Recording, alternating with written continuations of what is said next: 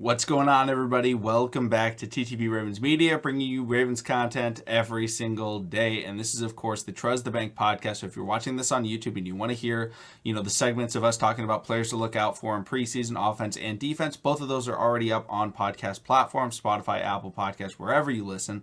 But if you want to wait next couple of days, those will be coming out. Tuesday, we'll be talking about offensive players to look out for in the preseason. And then on Wednesday, we'll be talking about defensive players. On Thursday, Ravens play their first preseason game. Joshua and I will probably try and get maybe a little bit of a preview video out, but we will be going live an hour before the game. And then we'll go live right after the game ends and really give our thoughts on all the players and analysis. So we really hope you guys come through. We had a ton of fun doing it last year. It's against the Tennessee Titans, so we want to keep that win streak alive. Unfortunately, the media has not talked about it nearly as much as they did last year, but the win streak, it still matters. But Joshua, let's start off with, honestly, I was upset. I was very angry at the Baltimore Ravens. Okay, I was on a phone call, and I see tweet notification. I just see extended, exclamation point. And I'm like, oh yeah, I was getting ready to hang up the phone. I was like, boom, Lamar, we're good. And then they're like, all pro, and I'm like, nah, you can't be doing that to me. You can't be putting out extension. Like, that's so intentional. But Justin Tucker signed the extension, which is kind of funny because we were talking about that on our last live stream just randomly. Someone was like, oh yeah, how much would you pay Tucker? And we're both kind of like, about $6 million a year, which is the exact contract that he signed. But Joshua, what's your kind of reaction to the Ravens getting that extension done with Tucker early rather than waiting to him potentially becoming a free agent? I mean, the funny thing about Tucker that he joked with John Harbaugh saying, "Yeah, I think it's in about next 5 minutes. I think would be signing the contract extension," and then literally it took about 5 minutes. He said, "So I mean, hearing hearing those things, hearing that he want to stay in Baltimore for life, and seeing that he got paid. I mean, he deserves it. He's been one of the best kickers, hands down, in the past years. It's good to keep one of our homegrown guys in the facility. The next person up, of course, is going to be Lamar Jackson. So I mean, it's definitely good to hear that Jay Tuck is still going to be a Ravens. Yeah, it's something that, I mean, we talked about it. He's someone that when you're playing and you're a Ravens fan and you're watching them play and they get to the 40-yard line, you're set. Like, you're like, boom, we got 3 points. And then you watch other teams and you're like, oh, they're set. They've got 3 points. Like, they're chilling. Like, they don't need to really, like, try that hard. And they see teams going for it at, like, the 38-yard line on 4th and 3. And you're like, what do you mean? It's a tie game. They can get the points. And then it's like, oh, maybe it's the Colts and they have Rodrigo Blankenship. And it's like, oh, he can't kick a 55-yard field goal. And you're like, that's weird. Because our kicker is just money from 55 yards. When the Ravens game is on the line, you're just like, you got that confidence. You know that it's going to happen. And that's something that I think a lot of people take for granted with Justin Tucker is like, when you watch other teams, you realize how good Justin Tucker is. Because I've watched a lot of games. Remember the Packers-Bengals game this last year? I'm pretty sure Mason Crosby missed about 4 or 5 kicks in that game. Yep. It was horrible. And a couple of them were for the win or the tie, and then it went into overtime, and he may have had another kick in overtime, and it was like, what? Stop missing kicks. Like, I remember when Fortnite legend Ninja came out, and he tweeted about the lines, and he was like, how hard is it to just not miss kicks or something like that? He got a ton of flack on it. But, like, sometimes as a Ravens fan, and you watch other teams, you're like, what do you mean he missed? Like, what do you mean? Like, it was, what was it, 55 yards? He didn't have enough leg? What? He couldn't get it there? Like, our kicker bangs it through the middle of the uprights from 55 yards. And it's just kind of weird. So, Justin Tucker is so valuable that we forget about his value. Yes, he's missed some clutch kicks, I think, in his career. It's been a while. I'm pretty sure he's made like 50-plus fourth quarter and overtime kicks in his career. And that includes a, NFL record-breaking attempt. But when it just happens so consistently, like, you're not that worried about it. And so we don't think about it. We're like, oh yeah, we got Tuck.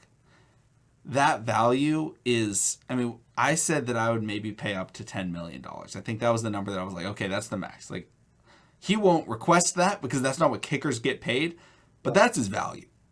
A kicker's value in the overall NFL is like $4 million. But Justin Tucker's the best, most efficient, greatest kicker probably in the history of the NFL. You can argue Vinatieri because he's had more moments, because he's been in the playoffs more and he's had, those opportunities.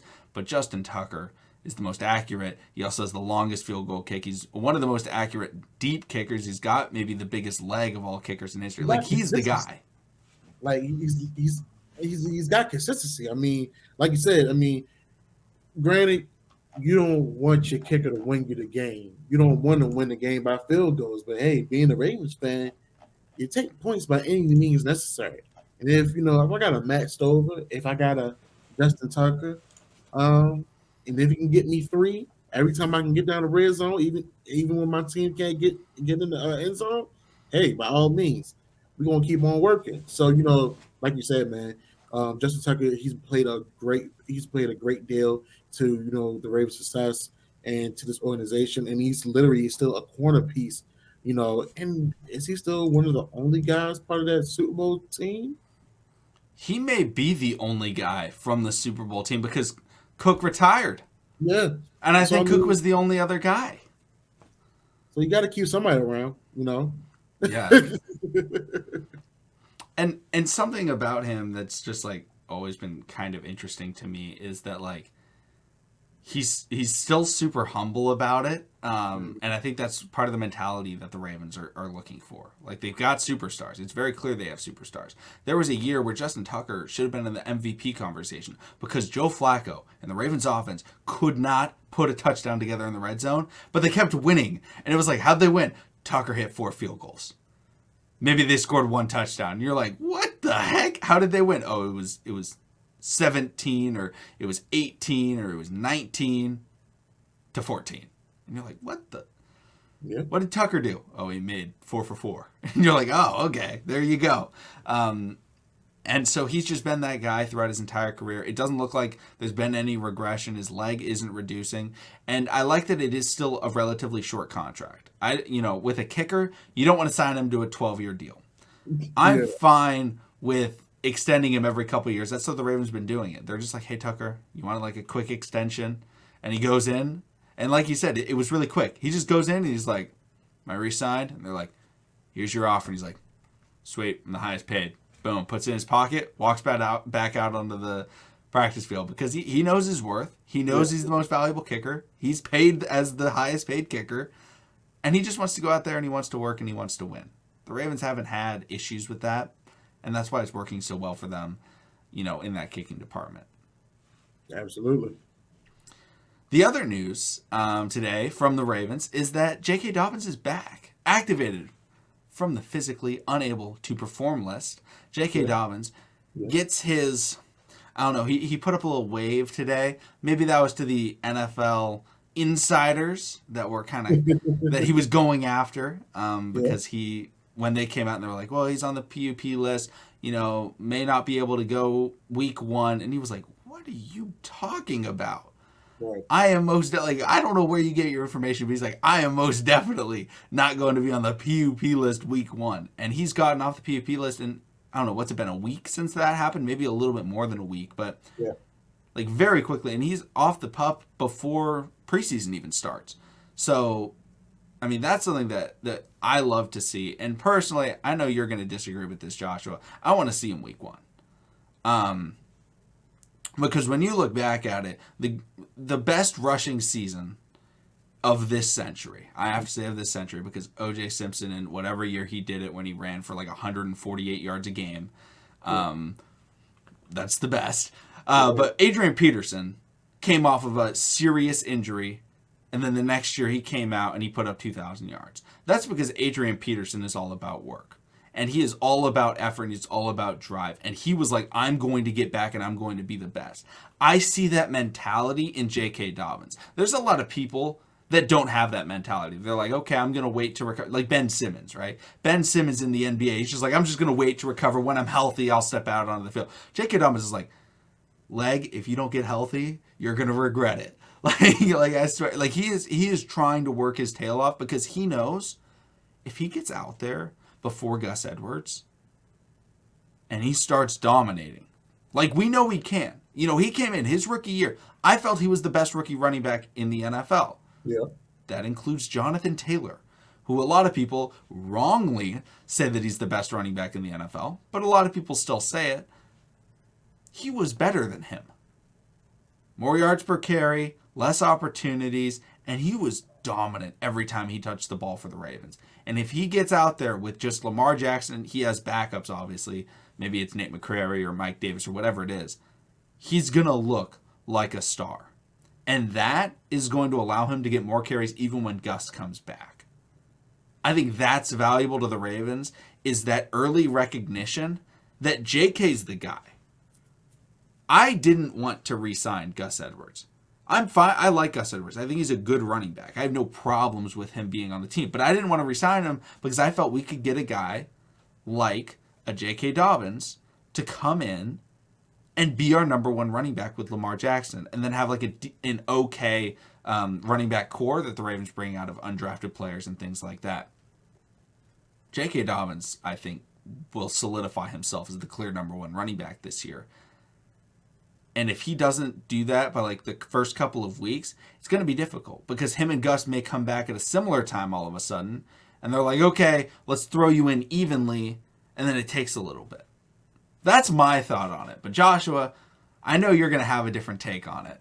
What are your thoughts on J.K. Dobbins coming back so early? I mean, listen, I love my running backs. That's J.K., that's my dog. I mean, we could be honestly, we could be real about it. Going into the off season, he was really named the feature back. Everybody knew in that organization, even the fans. If the fans didn't know, J.K. Dobbins going into this upcoming season, he was going to be the feature back, and by all means, he deserves it. I mean, just off, like you said, just off the strength of the carries and the touches that he got, he made things happen. That speed, the way to get out there to the outside, he's just strong. He's very stout. He knows how to carry. But like I love the way that you made the AP comparison to him. Now, the mentality, I'm all for it. You got to have that dog in you. And J.K. Dobbins obviously have that dog in him. He's already had an ACL tear before in high school, so he knows what it means to put in the work and come back and be at top form. So I don't think he's gonna decline. I know everybody says, well, sometimes you don't always get the same athlete. I know everybody's worried about Ronnie Stanley not being the same athlete. I know a lot of people not worried about J.K. and Gus not being the same athlete. But the thing is, Gus injury was some more to it that has never been explained to the media, which for probably personal reasons I can respect that. But when somebody's been there before, they know how to get the job done and they know how to put the work in to get where they want to be. The only thing is that the athlete of today is the durability. Yes, AP came from a bad injury and he put up 2,000 yards, but at the same time, you're talking about a different type of specimen of man right there with Adrian Peterson. Yes, he put in the work and timing, but he was a different type of specimen as far as body-wise and durability. So, I mean, if J.K. Dobbins can have this, if he can have that same type of durability, by all means, I'm all for it because if he starts week one, this definitely will put him ahead of the race with him and Gus. I mean, he's already making strides in that race between him and Gus. So I don't think it would have been too much of an issue. If people would have, if the coaches would have said, the coaches would try to split their time, then that's on the coaching staff. Obviously, you got to give it to the thoroughbred, which is J.K. Dobbins. And with J.K., a healthy J.K. behind a healthy Lamar Jackson, and they actually got a good they got the RPOs going fluently. The offensive line, they blocking tremendously. The offensive line needs to block like the Dallas Cowboys offensive line when Emmitt Smith, went crazy, pretty much, in order for J.K. to go crazy this year. Because I definitely feel like this could possibly be I'm gonna say it. This could be possibly a 1,200, 1,500 yard type of season for J.K. I feel like he's very determined. Yes, and even with the inside reports, that would piss me off too as an athlete. Y'all don't know me. Y'all don't know what I'm doing. Y'all don't know how I'm working, and y'all don't know my condition. So let me show you better than I can tell you. And that's exactly what he did. You know, he did a conditioning test. He passed, and like you said, he waved to the people. He ready to get back out there. So I love it. I love the tenacity. I love it. Um, Me personally, do I want him out there week one against the Jets? Nah, I would rather have him out there week two, week three. Maybe be moderate with his touches, just to see how he really is in game time speed, because you do have to work your way back into it. But if JK feel like he's all green lights and 100 miles per hour type of speed, by all means, let's go ahead and get it. Yeah, absolutely. And guys, let us know what you think in the comment section down below about J Tuck, about J.K. Dobbins. But